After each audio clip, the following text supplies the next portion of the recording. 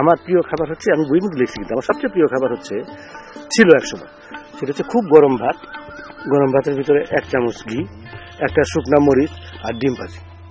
এটা আমার সবচেয়ে প্রিয় খাবার ছিল। এই প্রসঙ্গে একটা চমৎকার গল্প বলে আমি তো শেষ করি। সেটা হচ্ছে আমার গল্প, আমার বই আছে, আমার মুখ থেকে শোনো। প্রথম যখন নর্থ ডাকোটা স্টেট ইউনিভার্সিটিতে গিয়ে উপস্থিত হলাম পিএইচডি করার জন্য, আমাকে হোটেলে রাখা হলো। হোটেলের নাম হচ্ছে হোটেল গ্রেভার ইন।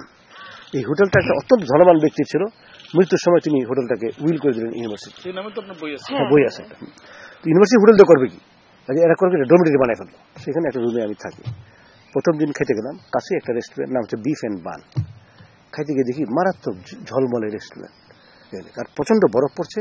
আমার তো সেভাবে আমি মানসিকভাবে প্রস্তুত, হাইটাইটে কোথায় দোকান খুঁজবো। হাতের কাছে বিফ অ্যান্ড বান আছে, এখানে গেলাম, গিয়ে মেনু দিল।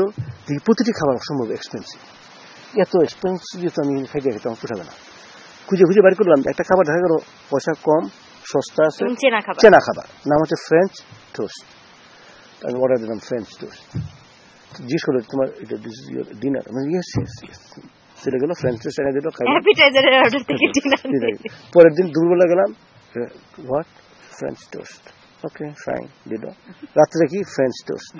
এরপর থেকে অর্ডার দিতে হয় না, আমি গিয়ে বসলি আর কিছুক্ষণ পর একটা ফ্রেঞ্চ টোস্ট নিয়ে আসে। আমি কিন্তু সমান খাইয়ে যাচ্ছি ফ্রেঞ্চ টোস্ট। এভাবে 7 দিন খাওয়ার পর, 7 দিন বা 8 দিন খাওয়ার পর দেখা গেল কি, আমি গিয়ে বসে আছি, দেখছে সবাই ওয়েটাররা, আমাকে কোনো খাবার দিচ্ছে না। আমি যে ইয়ে করলাম, টুকটুক শব্দ করলাম, তাতে কোনো হয় না, ওদের খাদ্যে ডাকা যায় না, এটা অভদ্রতা। করলাম, কোনো শব্দ নেই, বসে আছি। ব্যাপারটা কি, এখানে আসছে না কেন? তারপর দেখি একটা বিশাল থালা এসে আমার সামনে রাখলো। সেটা একটা T bone steak and all good food there. এবং 2 জন ওয়েট্রেস এসে আমার সাথে বসলো, বসে আমাকে বললো, সমস্ত মানুষের জীবনে দুঃসময় যায়, তোমার জীবনে দুঃসময় যাচ্ছে, টাকা পয়সা টানে, আমরা বুঝতে পারছি। আজকের খাবারটা আমাদের থেকে, রেস্টুরেন্ট থেকে ফ্রি ফর ইউ, আরাম করে খাও।